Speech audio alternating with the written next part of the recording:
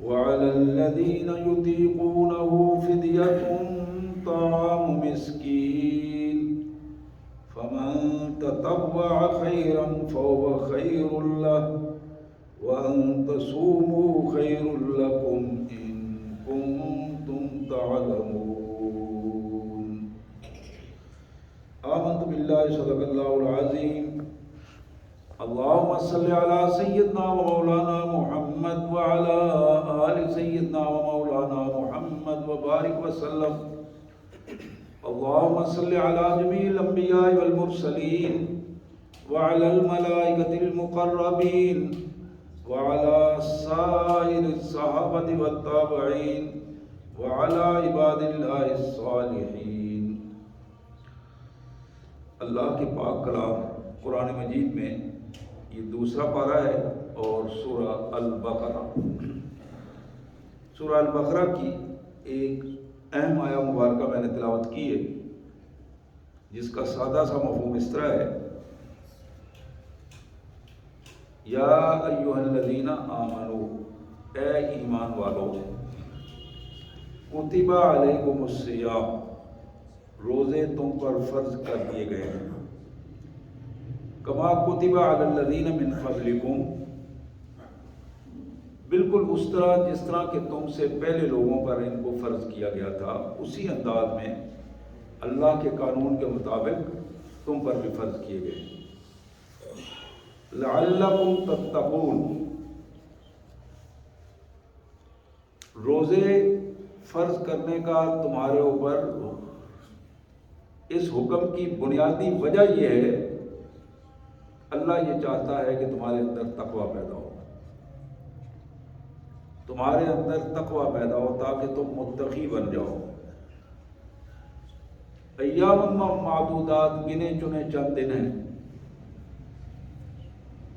کوئی لمبا چوڑا حساب نہیں ہے.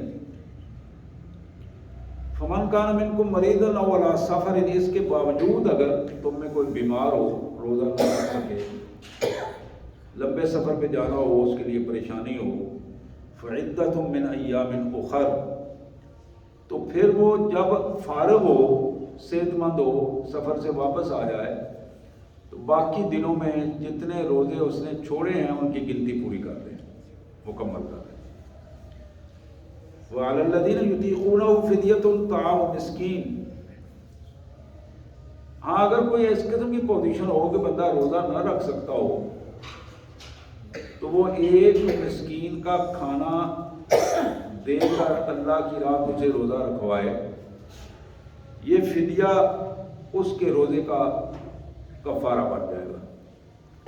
ومن تطوع خیرا فهو خیر لہ، یوں تو اللہ فرماتے ہیں ہم نے ایک مسکین کے کھانے کی بات کی ہے، تم اس سے زیادہ بھی اگر دے دو گے، اللہ کے ہاں تمہارا اجر بڑھ جائے گا، تم اور زیادہ ہو جائے گا.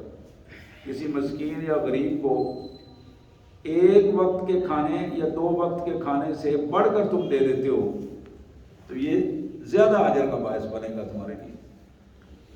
اور پھر اس سے بھی بہتر بات یہ ہے کہ وَأَن تَصُومُوا خَيْرٌ لَكُمْ، روزہ رکھ لو تو یہ زیادہ بہتر ہے، روزہ رکھ لو تو یہ زیادہ بہتر ہے. ان کنتم تعلمون، بات سمجھنے والی ہے، اگر تمہیں بات سمجھ آ جائے تو یہ سب سے بڑی بات ہے کہ بات سمجھ کے تم اللہ کے حکم پر عمل کر لو، تو یہ تمہارے لیے سب سے اہم بات اور سب سے ضروری بات اور سب سے فائدہ مند بات یہ ہے. سبحان اللہ و بحمدہ، سبحان اللہ العظیم و بحمدہ، نستغفر اللہ. یا کریم یا ارحم الراحمین یا ذو الجلال والاکرام.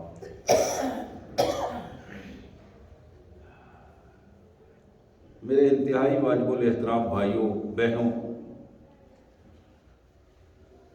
چند دن بعد انشاءاللہ رمضان المبارک، اللہ کا ماہ مبارک، مہمان مہینہ تشریف لا رہا ہے،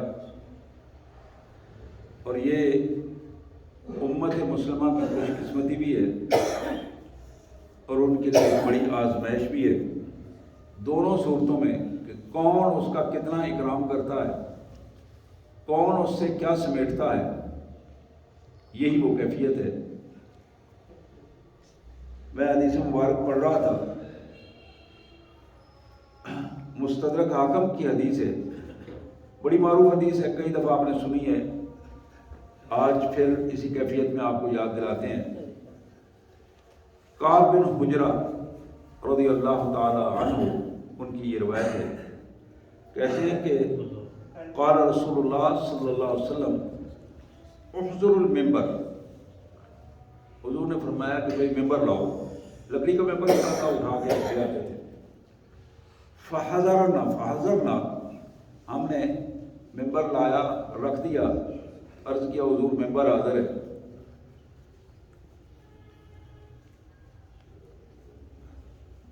فلما ارتقى درجة فقال آمین، فلما ارتقى درجة الثانية قال آمین، فلما ارتقى درجة الثالثة فقال آمین۔ ممبر کے اوپر پہلے سیڑھی پر آپ چڑھے، پہلے سٹیپ پر چڑھے تو آپ نے آمین کا لفظ کہا، بڑی مشہور روایت ہے۔ دوسری پہ چڑھے پھر آپ نے آمین فرمایا، تیسرے پہ سٹیپ پہ چڑھے پھر آپ نے آمین کہا، تینوں سٹیپس کے بعد آپ نیچے آ گئے۔ فلما نزل، واپس تشریف لائے، اتر آئے، قلنا یا رسول اللہ صلی اللہ علیہ وسلم لقد سمعنا منک اليوم شیئا ما كنا نسمع، ہم نے عرض کیا اللہ کے رسول صلی اللہ علیہ وسلم اس سے پہلے اس قسم کی کیفیت ہم نے آج سے نہیں سنی، یہ پہلی دفعہ اس طرح ہوا، تھوڑا اس کی وضاحت فرمائیں، ہمیں بات سمجھ نہیں آئی، پہلی دفعہ اس قسم کی کیفیت دیکھی بھی ہے اور سنی بھی ہے، آپ ارشاد فرمائیں۔ سید کائنات صلی اللہ علیہ وسلم نے فرمایا ان جبرائیل عرض لی، جب میں نے سیڑھی پہ پہلا قدم رکھا ہے تو جبرائیل میرے پاس آئے اور انہوں نے کہا، کیا کہا؟ بعید من ادرک رمضان فلم یغفر لہ قلت آمین۔ جناب جبرائیل نے کہا اللہ کے رسول صلی اللہ علیہ وسلم تباہ ہو گیا وہ بندہ، بعیدہ تباہ ہو گیا وہ بندہ، دور پھینک دیا گیا، بعید کا معنی ہوتا ہے دور، قریب کا معنی قریب، بعید اس کے مقابلے میں، بعیدہ پنجابی میں کھڈے چھوڑ دیتا گیا، بعیدہ بدترین دوری اس پر ہو گئی، لعنت ہو اس پر، ذلت و رسوائی میں مبتلا کر دیا گیا۔ کون؟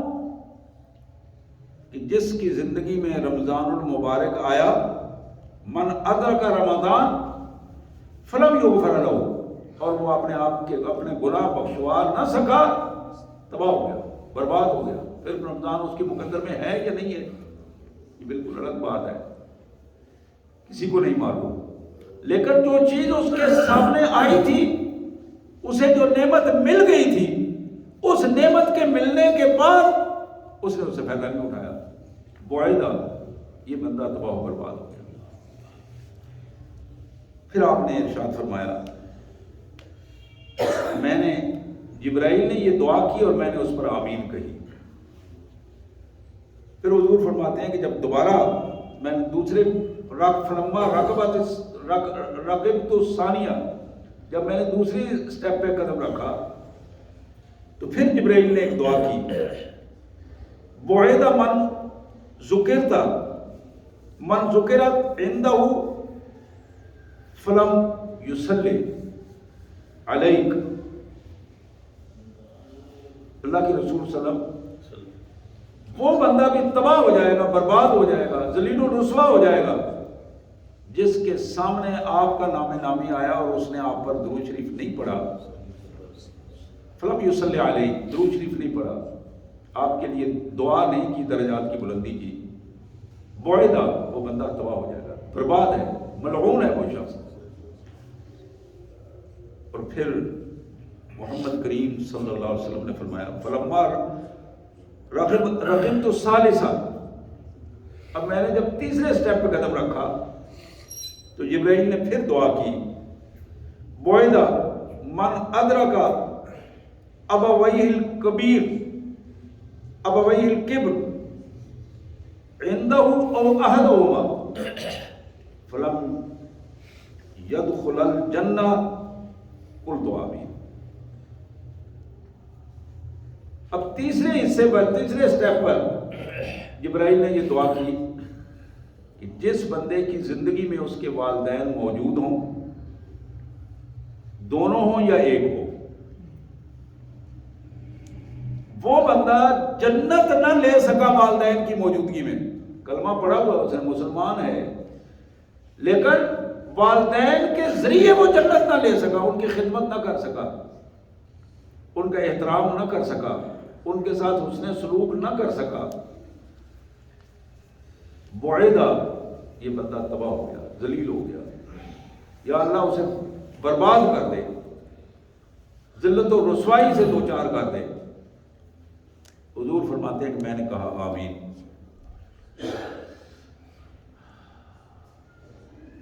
یہ حدیث مبارک جو مستدرک حاکم کی حدیث ہے، مستدرک حاکم حدیث کی وہ کتاب ہے کہ جس میں جتنی احادیث ہیں یہ بخاری اور مسلم کی شرائط پر انہوں نے جو اترتی تھی پوری، انہوں نے ان کو نہیں لیا لیکن ان شرائط پر پوری اترتی تھی، وہ اس مستدرک امام حاکم نے وہ اکٹھی کی ہے۔ اس کو مستدرک حاکم کہا جاتا ہے کہ وہ چھوڑی ہوئی حدیث جو ہے، جو ان کی شرائط پر تو پوری اترتی تھی لیکن وہاں درج نہیں ہو سکی تو انہوں نے درج کر دی۔ بڑی اہم حدیث مبارک ہے،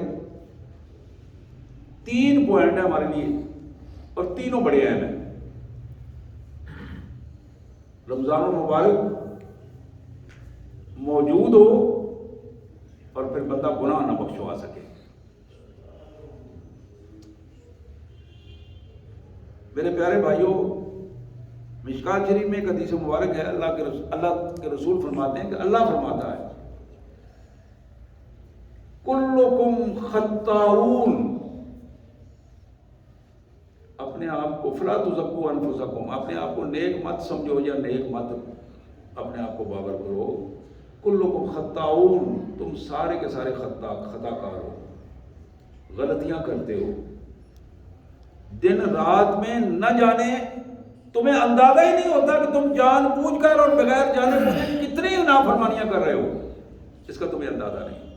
کلکم خطاؤون، تم سارے کے سارے خطا کار ہو، یہ پوری مخلوق کو مخاطب کر کے اللہ نے، ہاں مگر وہ جس کو میں بچا دوں، اللہ کی توفیق سے بچ جائے وہ بندہ، اللہ سے مدد مانگے، استغفار کرے، اللہ اپنی رحمت سے اسے نافرمانی سے بچا لے، اللہ فرماتے ہیں وہ بندہ بچ سکتا ہے، ورنہ تمہاری فطرت میں یہ شامل ہے۔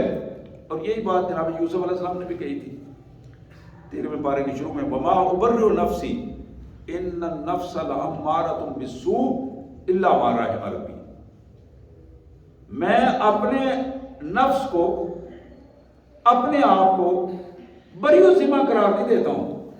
یہ بحیثیت پیغمبر وہ بات کر رہے ہیں، پیغمبر علیہ الصلوۃ والسلام جو معصوم ہے، جن کو اللہ نے معصوم قرار دیا ہے، ان کا پھر نقطہ نظر بھی بیان کر دیا ہے۔ اللہ کے عاجز بندوں میں سب سے زیادہ عاجز بندے اللہ کے پیغمبر ہیں۔ تو جناب یوسف علیہ السلام کی یہ اللہ کے حضور یہ درخواست، ان النفس لامارۃ بالسوء، نفس تو برائی پہ آمادہ کرتا ہے، ہاں صرف وہ بندہ جسے اللہ بچا لے، الا ما رحم ربی، جس پر اللہ کا رحم ہو جائے، اللہ کی مہربانی ہو، اللہ کی رحمت اسے گھیر لے، وہ بندہ بچ سکتا ہے۔ تو یہاں اس پہلو کو رکھا گیا، ان گناہوں کے بخشوانے کا جو لمحات ہیں، بغیر کسی تکلف کے ایک عمل کا تمہیں کئی گنا اجر زیادہ دیا جاتا ہے، اس اگر وقت کو تم نے ضائع کر دیا، وہ ہاتھ سے نکل گیا خوش قسمتی کا وقت، پھر دوبارہ اس وقت میں ممکن ہے تمہاری زندگی میں آئے یا نہ آئے۔ یہ پہلو اللہ تعالیٰ، اللہ کے رسول صلی اللہ علیہ وسلم نے فرمایا کہ میں نے کہا، جبرائیل نے دعا کی اور میں نے کہا آمین۔ واقعی ایسی بات ہے، حضور فرماتے ہیں واقعی ایسی بات ہے، میں نے اس کے تصدیق کی اس کی۔ اور پھر اسی طرح محمد کریم صلی اللہ علیہ وسلم کے حوالے سے کہ جس بندے کے سامنے اللہ کے پیارے حبیب صلی اللہ علیہ وسلم کا نام نامی لیا گیا اور اس نے درود شریف نہیں پڑھا۔ آج کل ہماری عمومی روایات انداز یہ بن گیا ہوا ہے کہ ہم ہر کام کو دکھاوے کے لیے کرتے ہیں، لوگوں کو سنانے کے لیے کرتے ہیں، لوگوں کو پتہ چل جائے کہ میں بہت زیادہ فلاں فلاں فلاں ہوں۔ میرے بھائیوں، نیکی چھپ کر کرنے کا نام ہے۔ جس کا تعلق اللہ سے ضمیر کے اعتبار سے جتنا مضبوط اندر کا تعلق ہوگا، اللہ تعالیٰ کے ہاں وہ اتنا قریب ہوگا اور اتنا اسے زیادہ اجر ملے گا۔ جو بندہ جتنا دکھاوا ریاکاری کے چکر میں ہوگا اتنا زیادہ ذلیل و رسوا ہو جائے گا، عمل سے بھی گزرے گا، ملے گا بھی کچھ نہیں۔ وہ دنیا میں جو واہ واہ والی کہانی ہے وہ آئی گئی اور ختم ہو گئی۔ اللہ کے نبی صلی اللہ علیہ وسلم کا ذکر خیر ہوا اور پھر درود شریف نہیں پڑھا۔ یہ واحد عبادت ہے، آپ کے علم میں ہے، کئی دفعہ آپ نے سنی ہے حضور صلی اللہ علیہ وسلم کی وہ حدیث مبارک۔ تو آپ نے فرمایا کہ جب ایک بندہ اللہ کی رضا کے لیے میرے بارے میں دعا کرتا ہے، درود شریف پڑھتا ہے، درود شریف دعا ہے، اللہم صلی علی محمد وعلی دعا ہے، تو یہ نیکیاں لکھنے والا فرشتہ 10 نیکیاں لکھتا ہے اس کے لیے، ایک دفعہ پڑھنے پر 10 نیکیاں لکھتا ہے۔ اور جو دوسرا فرشتہ جو برائیاں لکھتا ہے اسے یہ حکم ہے کہ وہ 10 برائیوں کو، 10 غلطیوں کو، نافرمانیوں کو مٹا دے۔ یہ بڑے کمال قسم کی بات ہے اور خوبصورت ترین عبادت ہے یہ۔ اللہ کا تعلق تو مالک سے ہے نا جی، اللہ کی عبادت ہو رہی ہے، دعا رسول اللہ کے لیے ہو رہی ہے، عبادت اللہ کی ہو رہی ہے، ان سے اللہ سے درخواست کر رہے ہو اللہم صلی علی محمد، یا اللہ ہم تو محمد رسول اللہ صلی اللہ علیہ وسلم کے لیے دعا کر سکتے ہیں، آپ کے درجات کی بلندی کی دعا کر رہے ہیں۔ دل کا درجات کو بلند تو صرف آپ کر سکتے ہیں، آپ کر سکتے ہیں، ہم یہ نہیں کر سکتے کہ میں آپ کے درجات بلند کر دوں، نعوذ باللہ، میں تو اپنے بارے میں کچھ نہیں کر سکتا، کسی کے بارے میں کیا کروں، یہ اختیار صرف اللہ ہوا ہے۔ اس لیے میں یہ کہتا ہوں کہ اللہم صلی علی محمد، مجھے یہ سکھایا گیا ہے اللہم صلی علی محمد، یا اللہ تو میرے پیارے آقا، میرے قائد، میرے نبی، میرے رسول محمد کریم صلی اللہ علیہ وسلم کے درجات کو بلند فرما۔ تو یہاں اس پہلو کو ہمارے سامنے رکھا گیا کہ جو بندہ درود شریف پڑھتا ہے، حضور نے فرمایا اس کے 10 نیکیاں لکھی جاتی ہیں، اس کی 10 برائیاں ختم کر دی جاتی ہیں اس کے کھاتے سے، اور 10 درجات اس کے بلند کیے جاتے ہیں۔ یہ 3 چیزیں آپ نے ارشاد فرمائی، یہ سیاستہ کی بڑی معروف روایت ہے۔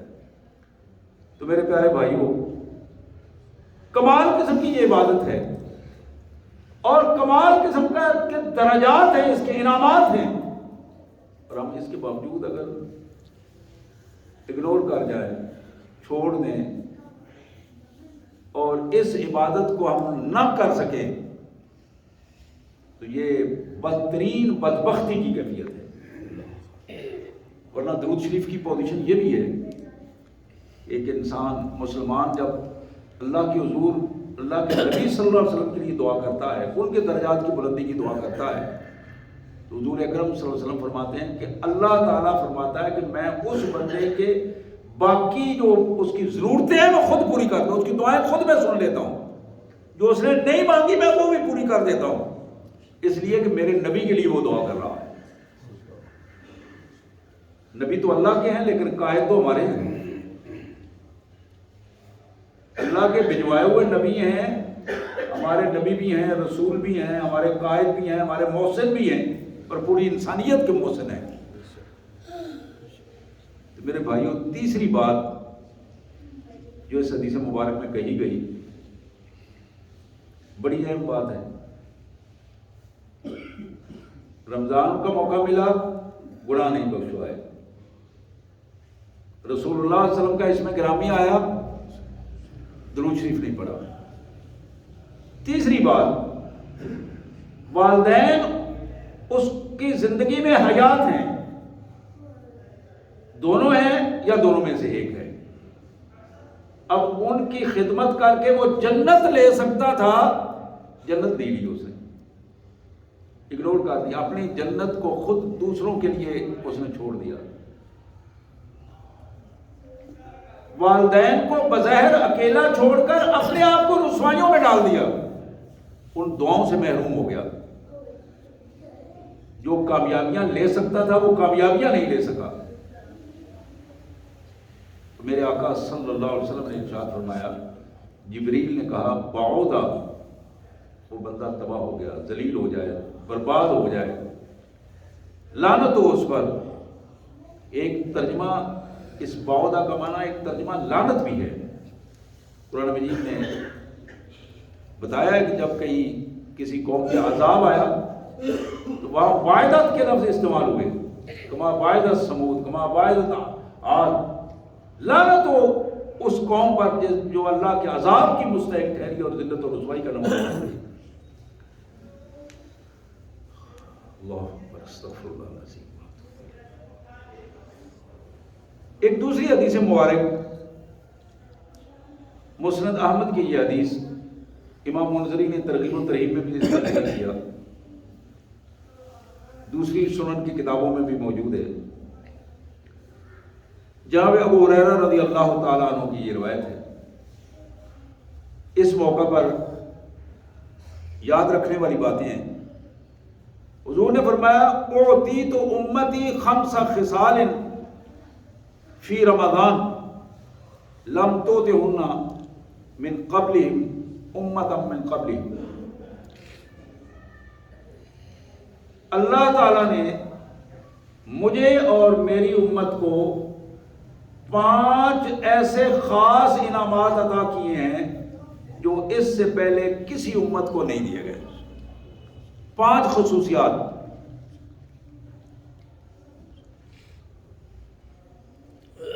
اوتیت خمس امتی خمس خصال، مجھے اور میری امت کو 5 چیزوں کا انعام دیا گیا، تحفہ دیا گیا، خصوصی طور پر جو اس سے پہلے کسی امت کو نہیں دی گئی. سب سے پہلی چیز اللہ کے نبی صلی اللہ علیہ وسلم نے فرمایا، یہ 5 چیزیں رمضان کے حوالے سے ہیں، 5 رمضان کے حوالے سے. اور لفظ رمضان یہ استعمال بھی محمد کریم صلی اللہ علیہ وسلم کی امت کے لیے یہ کیا گیا. اور ان رمضان کے اس ماہ مبارک کو تکریم، عزت اور مقام محمد رسول اللہ صلی اللہ علیہ وسلم کی امت کے حوالے سے عطا کیا گیا. تو نبی رحمت صلی اللہ علیہ وسلم فرماتے ہیں پہلی چیز خلوف فم الصائم اطیب عند اللہ من ریح المسک. اللہ نے یہ طے کر دیا ہے کہ روزے دار کے منہ سے آنے والی بو اللہ کے ہاں کستوری سے بھی زیادہ قیمتی اور زیادہ اجر کا باعث بنے گی.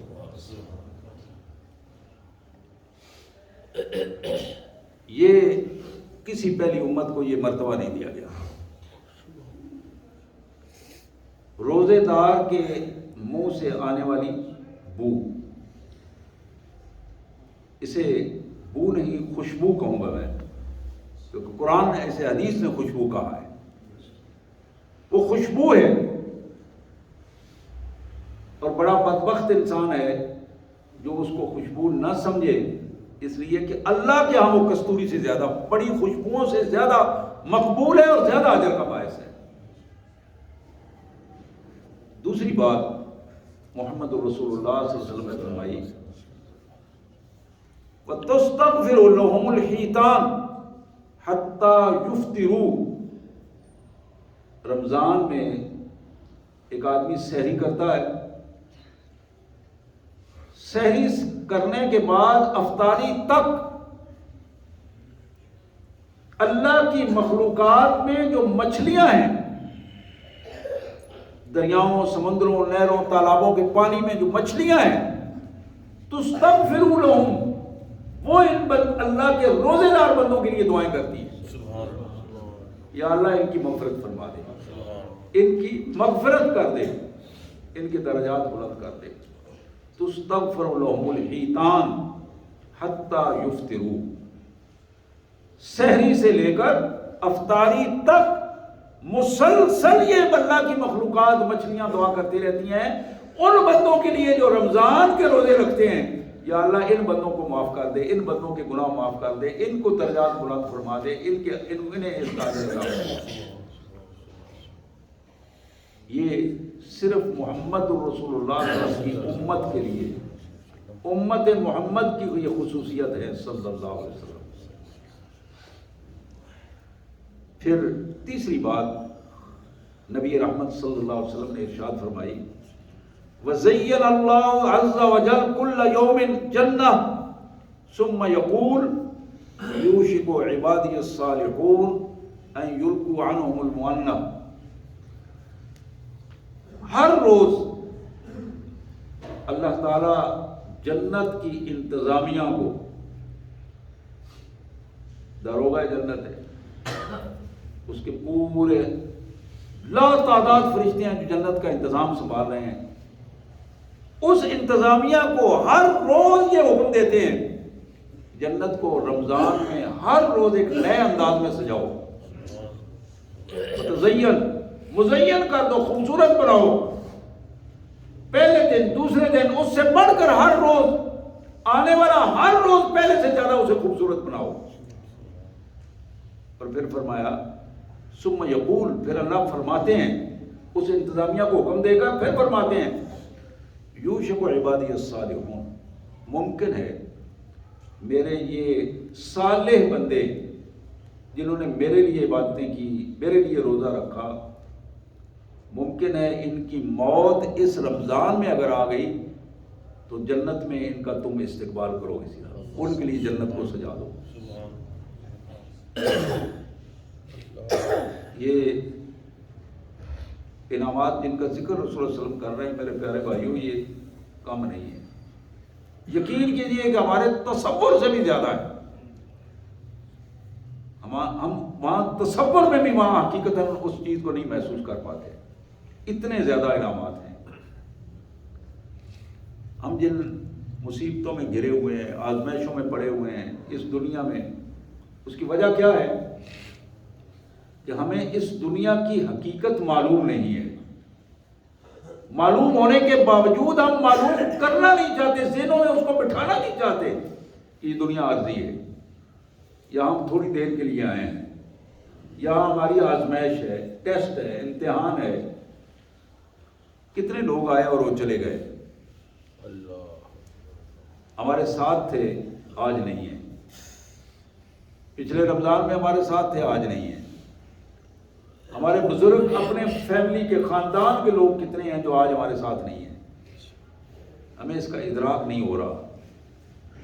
پتہ ہونے کے باوجود ہم یقین نہیں کرنا چاہتے کہ میرا وقت بھی آ رہا ہے، میرا وقت بھی قریب ہے، مجھے نہیں علم کہ اگلا لمحہ جو ہے وہ کس انداز میں آئے گا۔ ہر فرد اسی پوزیشن میں ہے، اور اگر یہ بات سمجھ میں آ جائے کہ ہماری آزمائش کے یہ لمحات ہیں، ٹیسٹ کے لمحات ہیں، تھوڑی دیر کے لیے اس دنیا میں آئے ہیں، تو پھر معاملہ بالکل تبدیل ہو جائے۔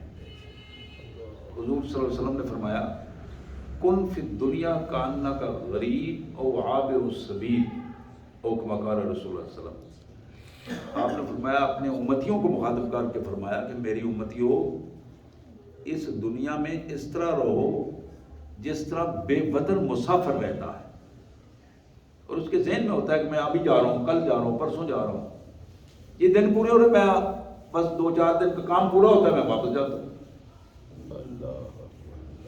غریب، بے وطن مسافر، او عابر السبیل، یا پھر راہ چلتا مسافر، راہ چلتا چلتا کسی درخت کے نیچے بیٹھا سستانے کے لیے، درخت کے نیچے بیٹھا کھانا کھانے کے لیے، کسی سرائے میں ہوٹل میں چند لمحے بیٹھ گیا، میں کھانا کھا کے پھر اٹھ کے نکلتا اپنی منزل کی طرف چل رہتا ہوں۔ دنیا کی یہ حقیقت محمد رسول اللہ نے بتائی صلی اللہ علیہ وسلم، کن فی الدنیا کانک غریب او عابر سبیل. یہ دو ہی مثالیں ہیں.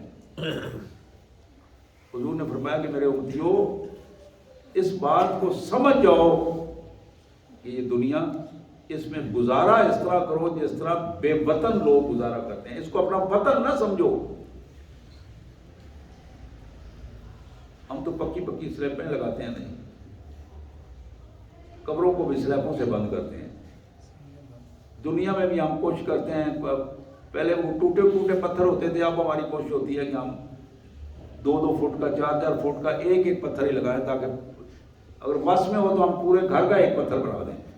اللہ فرماتے ہیں ہم جنت میں تمہیں ایک موتی جو گھر کا دیں گے نا، ایک موتی میں پورا کا پورا محل بنا کے تمہیں دیں گے. یہاں کے ان سلیبوں کو قربان کرو، وہاں آؤ، اس جنت کا سودا کرو، دیکھو ہم کیا دیتے ہیں تمہیں حیران ہو جاؤ گے، تمہاری سوچ بدل جائے گی. لیکن وہاں جو پہنچے گا وہی ہے، جو پہنچ نہ پائے گا اس کے لیے بڑا ہی مشکل مرحلہ ہے. تو نبی رحمت صلی اللہ علیہ وآلہ وسلم نے ارشاد فرمایا کہ اللہ تعالیٰ روزانہ جنت کی انتظامیہ کو روزانہ ارشاد فرماتے ہیں ہر روز جنت کو سجاؤ، پہلے سے بہتر بناؤ. یوشک عبادی الصالحون، ممکن ہے میرا کوئی بندہ اسی رمضان میں اس کا وقت آ جائے اور وہ یہاں آئے تو اس کو پھر روزہ دار بندے کو یہ پتا چلے کہ میرے مالک نے میرا استقبال کس طرح کیا، میرے مالک کی جنتوں میں میرا کس طرح پروٹوکول ہے، کیا انداز ہے. پھر سید کائنات صلی اللہ علیہ وسلم نے فرمایا وَتَصُفِّدَ عَنْ مَرَدَةَ الشَّيَاطِينِ فَلَا يَخْلُصُ فِي إِنْمَا كَانُوا يَخْلُصُونَ إِلَيْهِ فِي غَيْرِهِ. رمضان المبارک کے ساتھ آنے کے ساتھ ہی بڑے بڑے جو بدماش شیطان ہیں ان شیطانوں کو زنجیروں سے بند کر دیا جاتا ہے، جکڑ دیا جاتا ہے. جو اپنے چھوٹے شیطانوں سے کام لیتے تھے اور آرڈر کرتے تھے، عام حالات میں جو وہ حرکتیں کرتے تھے وہ رمضان میں وہ حرکتیں نہیں کر سکیں گے. وہ جو بڑے بڑے ان کے پلان ہوتے تھے، وہ بڑے بڑے منصوبے ان کے جو ہیں وہ کہیں رہ جاتے ہیں.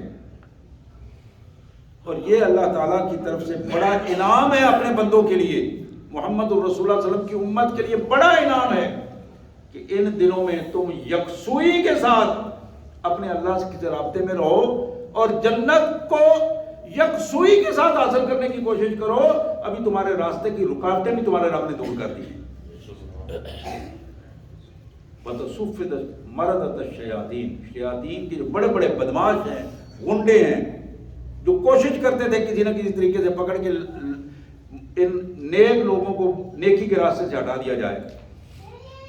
اور پھر آخری بات جو رسول اللہ صلی اللہ علیہ وسلم نے فرمائی وَيُغْفَرُ لَهُمْ فِي آخِرِ اللَّيْلَةِ، رمضان المبارک کی آخری رات جب ہوگی اللہ تعالیٰ اپنے ان روزے دار بندوں کو جنہوں نے رمضان المبارک کا احترام کیا، اللہ تبارک و تعالیٰ ان کے سارے گناہ معاف کر دیں گے. یہ ساری عبادتیں بھی کرتے رہے، روزے بھی رکھتے رہے اور رو رو کر اللہ سے اپنے گناہوں کی معافی مانگتے رہے. صحابہ نے پوچھا اہیا لیلۃ القدر یا رسول اللہ، اللہ کے رسول فرمائیے کیا یہ آخری رات لیلۃ القدر کی رات ہے؟ اتنا بڑا انعام، اللہ تعالیٰ سارے گناہ معاف فرما دے گی. حضور نے فرمایا نہیں، وَلَكِنَّ الْعَامِلَ إِنَّمَا يُوَفَّى أَجْرُهُ إِذَا قَضَى عَمَلُهُ. یہ لیلۃ القدر نہیں ہے، اس کا اجر الگ ہوگا. یہ تو وہ بات ہے کہ جب ایک مزدور مزدوری کرتا ہے، محنتی محنت کرتا ہے، اور جب اس کی مزدوری اور محنت کا کام مکمل ہو جاتا ہے تو پھر چاہیے کہ انما یوفا، اس کا اجر، اس کی مزدوری پوری اسے ادا کی جائے. اور اللہ کے ہاں اس کو کئی گنا بڑھا کر وہ مزدوری دی جاتی ہے اور اس کے سارے گناہ معاف کر دیے جاتے ہیں. میرے پیارے بھائیوں، آخری حدیث ہے، میں 1-2 منٹ میں اس کو مکمل کر کے وہ سناتا ہوں تاکہ ہمیں رمضان المبارک کا صحیح تصور ہمارے سامنے آ جائے۔ جناب ابو مسعود غفاری رضی اللہ تعالیٰ عنہ کی یہ روایت، فرماتے ہیں کہ سعید ابن خزیمہ سمیت رسول اللہ صلی اللہ علیہ وسلم یوم و احل رمضان، رمضان کا چاند نظر آ گیا تو حضور صلی اللہ علیہ وسلم نے ہمیں خطبہ ارشاد فرمایا۔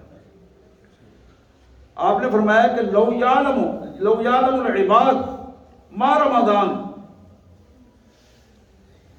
اگر میری امت کے لوگ یہ جان لیں کہ رمضان کا درجہ کیا ہے اور اللہ کے ہاں اس کی قربت کا تصور کیا ہے، حضور نے فرمایا لتمنیت امتی ان تکون السنۃ کانہا رمضان کلھا رمضان، میری امت کا ہر فرد یہ خواہش کرنا شروع کر دے کہ کاش کہ ساری عمر اور سارا سال رمضان ہی ہو، ایک لمحہ بھی وہ روزے کے بغیر نہ رہیں، ہر روز روزہ رکھیں، اگر اس رمضان المبارک کی اہمیت اور اس کا اجر انہیں معلوم ہو جائے۔ حضور اکرم صلی اللہ علیہ وسلم نے فرمایا ان الجنہ لتزین رمضان من راس الحول الی الحول، جنت کو اللہ تبارک و تعالیٰ خصوصی طور پر سجانے کا، خوبصورت بنانے کا، پہلے لمحے سے لے کر رمضان کے آخری لمحے تک اسے مکمل خوبصورت سے خوبصورت بنانے کا حکم دیتے ہیں۔ اور پھر فانتظر الحور العین الى ذلك فیقولنا یا ربنا اجعل لنا من عبادک فی هذا، اور پھر پوزیشن یہ بنتی ہے کہ عرش عظیم کے نیچے ایک ہوا چلتی ہے، ایسی خوبصورت ہوا جس سے جنت کے درختوں کے پتے آپس میں آوازیں نکالنا شروع کرتے ہیں، اور وہ آوازوں کو سن کر جنت کی حوریں ان آوازوں کو جب سنتی ہیں اور اس خوشگوار ماحول میں اللہ سے درخواست کرتی ہیں کہ یا اللہ یہ رمضان المبارک جو آیا ہے، اس ماہ مبارک میں تیرے یہ روزے دار بندے انہیں جنت بھی عطا کر اور ہمارا نکاح ان سے کر دے۔ یہ وہ بات ہو رہی تھی مچھلیوں کی، وہ دعا کرتے ہیں اللہ کی مخلوقات میں جتنے انعامات ہیں اللہ کے ان عابد اور عبادت گزار بندوں کے لیے، ان میں سے ہر ایک اللہ کے ان بندوں کے لیے دعائیں کر رہا ہوتا ہے، اور وہ حوریں خواہش کر رہی ہوتی ہیں۔ یہ بندہ ہو سکتا ہے کوئی اس کو پاس بٹھانے کے لیے یہاں تیار نہ ہو، کوئی اس سے پسینے سے نفرت کر رہا ہو، کوئی کسی انداز میں کوئی کسی انداز میں، لیکن یہی وہ شخص جو اللہ کا بندہ، روزے دار بندہ جب جنت میں جائے گا تو پھر اس کی کیفیت مثالی کیفیت بن جائے گی، اور جنت کے وہ باسی جنہیں جنت کے انعام میں ایک اہم حیثیت حاصل ہے، وہ حور العین جن کا سورہ واقعہ میں بار بار تذکرہ آیا، سورہ رحمان میں تذکرہ آیا، حضور صلی اللہ علیہ وسلم نے فرمایا کہ وہ اللہ کے حضور یہ دعائیں کرتی ہیں کہ ربنا یا رب العالمین، ان اپنے بندوں کو جو تیرے لیے اپنے آپ کو وقف کر دے، انہیں ہمارے لیے بھی وقف کر دے، تو انہیں ہمارے لیے وقف کر دے اپنے انعامات۔ میرے پیارے بھائیوں، یہ چھوٹی سی جھلک تھی، میرے الفاظ نہیں ہیں، محمد الرسول صلی اللہ علیہ وسلم کے مبارک الفاظ تھے۔ آئیے، اللہ نے یہ موقع دیا ہے اور میری دعا ہے کہ اللہ تعالی ہم سب کو رمضان المبارک میں اس کا استقبال بھی کرنے کی توفیق دے اور اس میں اپنے آپ کو لگانے کی توفیق دے اور اپنے گناہوں کو بخشوانے کی توفیق عطا فرمائے۔ بالخصوص میں اپنی بہنوں سے درخواست کروں گا کہ رمضان المبارک سے پہلے اپنے گھر کا ماحول پاکیزہ بنا دیں، سونے کا ٹائم تھوڑا کم کر دیں، اور بچوں کو، اپنے خاوند کو، بہن بھائیوں کو، گھر کے ماحول کو اس طرح ترتیب دیں کہ سحری اور افطاری کے علاوہ بھی جب نمازوں کا ٹائم ہو تو خود بخود ایک ایسا ماحول ہو کہ گھر میں دل کرے نیکی کو۔ رمضان میں ویسے بھی نیکیوں کو دل کرتا ہے، لیکن اگر مائیں وہ خوبصورت ماحول بنا دیتی ہیں، قرآن مجید کو دوڑ لگا کر پڑھنے کی بجائے سمجھ کر پڑھنے کی کوشش کریں. اس رمضان میں طے کر دیں، بے شک ایک دو سپارے ہی آپ پڑھ سکیں، لیکن طے کر دیں کہ ہم نے اس دفعہ جو پڑھنا ہے 30واں سپارے کی ہر سورت کا ترجمہ میں نے پڑھنا ہے، 29ویں سپارے کی چھوٹی چھوٹی صورتوں کو میں نے پڑھنا ہے اور اس کا ترجمہ سمجھنا ہے. اتنی خوبصورت سورت رحمان جو قاری صاحب ہمیں سناتے ہیں اس کا مطلب کیا ہے، تاکہ میں جب قاری صاحب کے پیچھے کھڑا ہوں قرآن نماز میں تو مجھے پتہ چلے کہ قرآن مجید کے پیغام کیا ہے، قرآن مجید کا انداز کیا ہے. میرے بھائیوں، میری بہنوں، تیاری کا مطلب یہ ہے کہ اپنے عقائد میں تبدیلی لائی جائے. عقیدہ گندا نہ ہو، کیونکہ عقیدہ گندا ہوگا تو آگے عمل کو کسی سر میں کامیابی نہیں ہوگی. عبادت خالص اللہ کے لیے کر دی جائے، اس میں ریاکاری کی پوزیشن نہ ہو، اپنے معاملات درست کیے جائیں. یہ پیسے سمیٹنے کا موسم نہ بنایا جائے اسے، پیسے خرچ کرنے کا موسم بنایا جائے. پیسے جتنے خرچ اس میں ہوں گے اللہ کے حضور اس سے اتنا ہی زیادہ بندہ مومن کو اجر ملے گا. اسی طرح اپنے معاملات کو درست کریں، اخلاق کو درست کیا جائے، نظروں کو کنٹرول کیا جائے، زبان کو کنٹرول کیا جائے. اللہ ہمیں اس کی توفیق عطا فرمائے. وآخر الدعوانا ان الحمد للہ رب العالمین.